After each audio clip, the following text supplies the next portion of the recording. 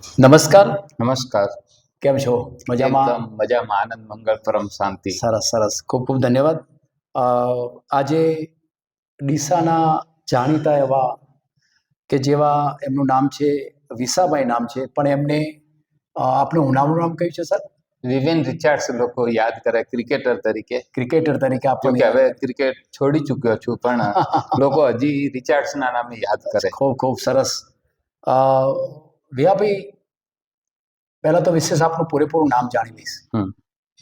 મારું નામ દેસાઈ વિસાભાઈ રાયમલભાઈ છે. દેસાઈ વિસાભાઈ રાયમલભાઈ, yes. બરાબર બરાબર. તો વિસાભાઈ, આજના તબક્કે હું તમને પહેલા તો પ્રશ્ન એવો પૂછીશ કે આપે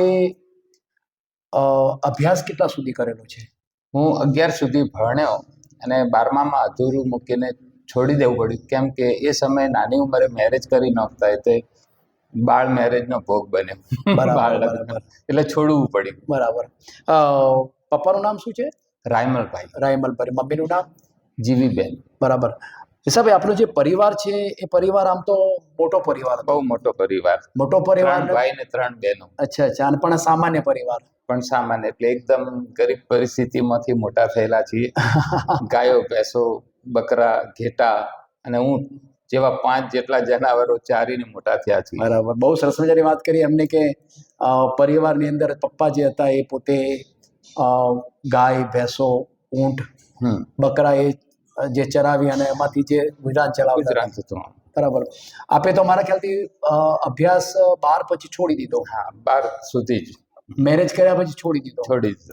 બરાબર. ત્યાર પછી આપ શરૂઆતની અંદર જે નાનપણનો ટાઈમ હતો તો આપ વ્યવસાય બીજું શું કામ કરતા હતા? હકીકતમાં નાનો હતો ત્યારે ઘેટા, બકરા એ બધું ચરાવવાનો બહુ શોખ હતો, તો જંગલમાં જતો ને બોર ખાતો ને આ બધું ચાલતું. એક મજાક મસ્તી જેવું જીવન હતું. ભણવાનો તો કોઈ રસ નહોતો અને કોઈ એ બાજુ નજર જ નહોતી. અને એક ભલા માણસે આવી હાથ પકડીને સ્કૂલમાં બેસાડી દીધો. તો 7 સુધી ડીસાની તાલુકા હાઈસ્કૂલમાં ભણ્યા. અરે વાહ. અને તાલુકા હાઈસ્કૂલ છોડ્યા પછી SCW હાઈસ્કૂલમાં એન્ટ્રી લીધી. અરે વાહ. હાઈસ્કૂલમાં ગયા પછી હોકી રમાતી દેખવા મળી એટલે હોકીમાં એન્ટ્રી મારી, તો હોકીમાં રાજ્ય કક્ષા સુધી રમ્યો. ખૂબ સરસ. Very good. પછી હોકીમાંથી નીકળીને ફૂટબોલ ચાલતું, તો ફૂટબોલમાં રમ્યો, એમાં સારી ગેમ રમ્યો.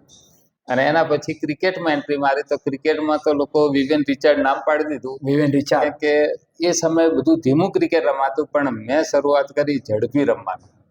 પહેલા જ દડાથી મારવું એવો મારો સ્વભાવ હતો, એટલે થોડી વારમાં સ્કોર વધી જતો.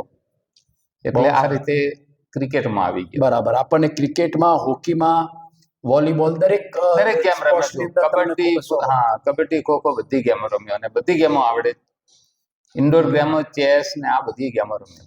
પ્લસ આપ જે ઉંમરની સાથે આપણે મારા ખ્યાલથી તમે ના કીધું કે અમે ઢોર ચરાવતા, બકરા, ઢોર, ગાય, ભેંસ, ઊંટ બધા ચરાવવા જતા. હા, બરાબર. દૂર દૂર રોજના 25-30 કિલોમીટર ફરતા. જંગલ જ હતું ડીસાની આજુબાજુ. જંગલ જતા દૂર દૂર ને ચરાવતા. અને હું તો ત્યાં દૂધ પીતા અને એવું બધું ચાલતું. બરાબર. જો કે એમાં તમારું થોડું ગુજરાન ચાલી જતું.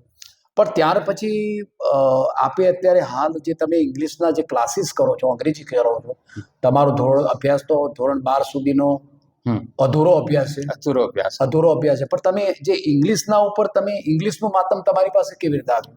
હા, પછી એવું બન્યું કે જ્યારે રેડિયો પર ક્રિકેટ સાંભળતા, પહેલા તો ટીવી હોતા નહીં, અને રેડિયો પર ક્રિકેટ કોમેન્ટ્રી સાંભળતો, બહાર ફોરેનની મેચો હતી તો બધું ઇંગ્લિશમાં જ આવતું.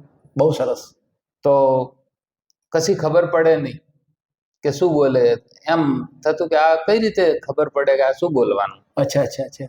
તો પ્રયાસ કર્યો, પણ ઇંગ્લિશ એક તો ગરીબી હતી એટલે ફીસ આપીને એ બધું પોસાય તેમ નહોતું. પછી વિચાર્યું કે કેવી રીતે શીખવું અંગ્રેજી. એમાં એકવાર ટક્કર લાગી એટલે થોડા સમય ખાટલો આવી ગયો, તો ખાટલામાં પડ્યા ભંગારી પાસેથી પુસ્તકો લાવ્યો. વાહ વાહ, ક્યાં વાત કરો. અને એ બધા પુસ્તકો ઉપર સખત મહેનત કરી. એક પુસ્તક નહીં તો 50 વાર લખ્યું હશે. બહુ સરસ. અને રોજ એક નાની નોટ ના ભરાય તો ઊંઘવું નહીં એવો નિશ્ચય કરેલો, તો ઘણીવાર ઉજાગરા પણ કર્યા છે. પણ મહેનત કરી કે ઇંગ્લિશ સમજવું છે, ઇંગ્લિશ ખબર કેમ ન પડે. અને એટલી સમજણ પડી ગઈ કે આજે બિલકુલ નોર્મલ છોકરો, જેને બધાએ એમ કહી દીધું કે એને કશું ના આવડે, એને હું ઇંગ્લિશ શીખવાડી દઉં. બહુ સરસ મજાની બહુ સરસ મજાની વાત કરી કે એમને જ્યારે ક્રિકેટ રમતા હતા ત્યારે અંગ્રેજી જે કોમેન્ટ્રી આવતી હતી એ કોમેન્ટ્રી અંગ્રેજી જે બોલતા હતા એ આપણને કેમ ના હોય એના પરથી પોતે અંગ્રેજી શીખ્યા. બહુ સરસ મજાની વાત કરી. વિયાભાઈ, આજે તમે જે ઇંગ્લિશના બાળકોને જે તમે ક્લાસીસ કરો છો, શીખવાડો છો, તમને કેવું લાગે છે અત્યારે હાલ? મને ખરેખર બહુ ખુશી થાય છે. ભણાવવામાં એટલો આનંદ આવે છે કે જે બાળકને કશું જ નથી આવડતું એને હેન્ડરાઇટિંગ પહેલાં તો સુધારી દઉં છું. બહુ સરસ. કોઈ પણ બાળક હોય જેને એમ કહી દીધું કે એના હેન્ડરાઇટિંગ કદી સુધરે નહીં, એને હું 15 દિવસ 20 દિવસમાં એના હેન્ડરાઇટિંગ સુધારી દઉં. સરસ. પછી એને ધીરે ધીરે દરેક ઇંગ્લિશ ઉપર બેઝિક ઇંગ્લિશથી લઉં અને એડવાન્સ સુધી એને કે બોલતા કરી દઉં. ખૂબ સરસ. Actually I have done lot of work after it, so I can do it easily. બરાબર બરાબર. આપ અંગ્રેજીમાં તો આમ જબરજસ્ત બોલી શકો છો? હા, yes, I can speak very well. Okay okay, બહુ સરસ મજાની વાત કરી ભાઈ. એવું પણ સાંભળ્યું છે કે આપે ઇંગ્લિશના જે ક્લાસીસ કરો છો તો એવા જરૂરિયાતમંદ બાળકોની ફીસ પણ આપણે નથી? હાજી, જરૂર. ઘણા બાળકો એવા છે કે બિચારા જેમ મેં ગરીબી જોયેલી છે, મારી પાસે ફી નહોતી, તો મને એમ લાગે છે કે એવા જો બાળકો આવે જેમને જરૂર છે ભણવાની અને એમની પાસે ફીસ નથી તો એમને મફતમાં ચોક્કસ ભણાવું છું. ચોપડા પણ મારા આપી દઉં છું. બહુ સરસ મજાની વાત કરી. અને એમને ભણાવું ચોક્કસ અને શીખવાડી જ દઉં છું. અને ના આવડે એવો કોઈ સવાલ નથી. મારા 5 કે 7 ધોરણના બાળકને હું 12માનું પેપર આપું અને જો નપાસ થાય ને તો ભલે એ સારા ઘરનો હોય છતાં એની ફીસ પાછી આપી દઉં. ખૂબ સરસ મજાની વાત કરી. આપણે એવું કીધું કે જરૂરિયાતમંદ જે બાળકો હોય એમની પાસે ભણવાની ફીસ ના હોય, એમની ફીસ પણ પોતે લેતા પણ નથી. એની બહુ સુંદર મજાની વાત કરી. અને ચોપડા પણ મારા આપી દઉં એના. બહુ સરસ. સર, એવું પણ મેં સાંભળ્યું છે કે અત્યારે હાલ તમે ડીસા શહેરના કોઈ વેપારી હોય કે ડોક્ટર્સ મિત્રો હોય કે જેમને ઇંગ્લિશ શીખવવું હોય તો આપ એમને મારા ખ્યાલથી શીખવો પણ છો? આરામથી શીખો. હા, ઘણા આવે જ છે મોટી ઉંમરના. એમના ઘરે જઈને પણ તમે? હા, ઘરે પણ જઈને જો એમને સમય ના હોય અહીં આવવાનું તો એમના ઘેર પણ જઈને શીખવાડી દો. શીખવાડો છો? અને ઘણા ઓછા સમયમાં શીખવાડી દો. તમને આ બધું જે કામ કરો છો કેવું લાગે છે? એકદમ આનંદ આવે છે શીખવાડવાનો. ખરેખર મને નવાઈ લાગે છે. ઇંગ્લિશ જેટલો સરળ વિષય ધરતી ઉપર ક્યાંય નથી. બહુ સરળ વિષય. એકદમ સરળ વિષય. ધારો કે આપણે ગુજરાતીમાં મારું કહેવું હોય તો મારું ઘર કહેવું પડે, મારી ઘર કે મારો ઘર ના કહેવું પડે. તો મારું કહેવું પડે તો અલગ શીખવું પડે. મારી પેન કહેવું તો અલગ. પણ અંગ્રેજીમાં એક માય કહો તો મારું, મારી, મારો, મારા, 4 ઘણી સરળ ઇંગ્લિશ ભાષા લાગે મને. બહુ સરસ મજાની વાત કરી એમને કે બીજી ભાષાઓ કરતા અંગ્રેજી ભાષા બહુ સહેલી અને સરળ ભાષા. કેટલી સરળ એ તમને કહું કે એક મોટી ઉંમરના દાદા આવેલા, એમનું નામ ત્રિકમાજી સોનાજી, અહીં વાસણાના છે, ચૌધરી પટેલ. તો એમના પોતરાને ભણાવાયા હતા અને પોતરાને ભણાવો એટલે એ બિચારા એટલે દૂરથી આવે એટલે કલાક માટે ક્યાં જાય એટલે બેઠા રહે. એટલે મેં કાકાને કીધું તમે ખાલી નહીં બેસવાનું, તમે ચોપડો લઈ દો. કાકા એમ કે હું 60 વર્ષનો થયો, મને હવે કશું ના આવડે, આ પાકા ગળે કોઠા ન ચડે. મેં કીધું હું મોટો કારીગર છું, પાકા ગળે કોઠા ચડી જશે. અને એ કાકા એટલું સરસ ઇંગ્લિશ શીખ્યા કે ઇંગ્લિશમાં વાતચીત ગમે તેઓ કરી શકે. ઇવન ગાંધીનગરમાં મોદી સાહેબ જ્યારે સીએમ હતા ત્યારે ઇઝરાયલની પૂરી ટીમ આવેલી અને એમને બટાકા વિશે સમજાવતા હતા એક ઓફિસર. તો એમને થોડી ભૂલ થઈ તો કાકા ઊભા થઈ ગયા અને કે what are you doing mister, you are giving them wrong information. Actually, there are lot of potatoes in India, lot of places, and different potatoes. So he started to speak English very well. તો મોદી સાહેબે કીધું કે એ કાકાને stage ઉપર બોલાવી લો. અને કાકા stage ઉપર જઈ અને 15-20 મિનિટનું સરસ ઇન્ફોર્મેશન આપી ઇંગ્લિશમાં જ. અને ઇઝરાયલ વાળા એ ઊભા થઈને બધા તાળીઓ પાડી આખી ટીમે. તો મોદી સાહેબે ઊભા થઈ ગયા, આખું સ્ટેડિયમ ઊભો થઈ ગયો. અને એમનું અને મોદી સાહેબનું હોર્ડિંગ ગાંધીનગરમાં રાખ્યું હતું. એ કાકા ઉપર એટલા ખુશ થઈ ગયા હતા કે એક ગામડાનો અભણ વ્યક્તિ આટલું બોલી શકે તો એ કાકાએ મારી આબરૂ વધારી હતી. એટલે આવા એ ચમત્કાર જેવું થાય છે. જોકે મહેનત છે, ચમત્કાર શું કહીએ, જેટલી મહેનત કરો એટલું રિઝલ્ટ આવે. સર, બીજી વાત એ બી પણ કહું છું કે તમને સાથે સાથે એક વોઇસ ઓફ મુકેશ. હા, વોઇસ ઓફ મુકેશમાં ગીતો ગાઉં છું.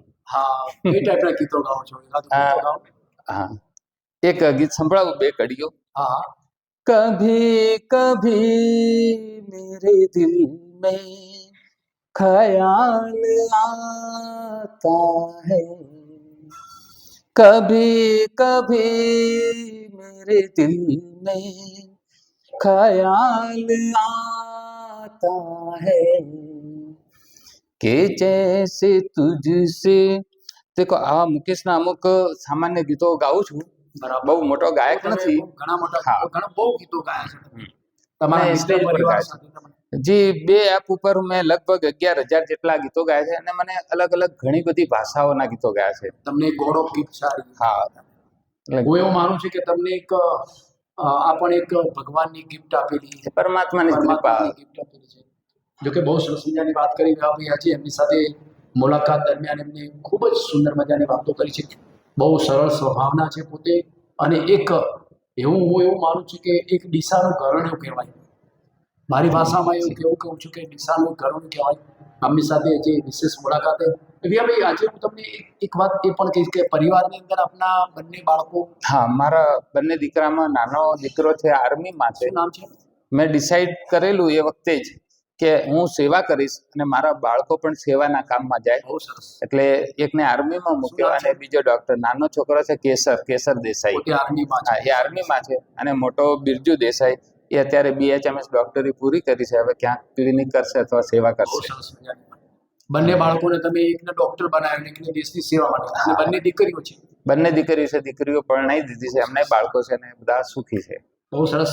આજે જો કે જોગાનો જો આજે શિવરાત્રીનો મહાન દિવસ અને આજે જે કહેવાય છે કે રિચાર્ડ હા, અને વોઇસ ઓફ મુકેશ બધા ગીતો બધી જાતના ગાઉં. રિયાની સાથે મળવાનો એક સોનેરી અવસર મળ્યો છે. આવનારા સમયની અંદર આપ ખૂબ જ તમારા જે ઇંગ્લિશ વિષય સાથે બાળકો સાથે ખૂબ જ સુંદર મજાનું કામ કરો અને એક શહેર રાજ્ય અને દેશનું નામ ઉજ્જવળ કરો એ મારી તમને હૃદયપૂર્વકની બસ આપનો શુભેચ્છાઓ છે. ખૂબ ખૂબ આભાર. આપણી મુલાકાતની હંમેશા યાદ રહેશે અને તમારો આભાર માની. અને એવા કોઈ બાળકો હોય જેમની ખરેખર પરિસ્થિતિ ખરાબ હોય, જેમને મા બાપ ન હોય એવું હોય તો ચોક્કસ મને મોકલવા. એમને હું ભણાવીશ, ચોપડા હું આપીશ અને એને ખરેખર એ પણ દેશનું નામ રોશન કરે એવો પ્રયત્ન કરીશ કે ઇંગ્લિશ એને સારું આવડે. મને ઇંગ્લિશ સારું આવડે છે એનો પ્રયોગ કરીશ. ચોક્કસ. બહુ સરસ મજાની વાત કરી કે આવા ગરીબ બાળકો હોય તો ચોક્કસથી મને ધ્યાન દોરજો કે આવા બાળકોને હું પોતાને ચોપડા આપીશ અને હું અંગ્રેજી ઉપર એમને સરળતાપૂર્વકથી આરામથી શીખવાડીશ. ખૂબ ખૂબ હૃદયપૂર્વકની શુભેચ્છાઓ. ધન્યવાદ. જય શ્રી રામ. જય શ્રી રામ.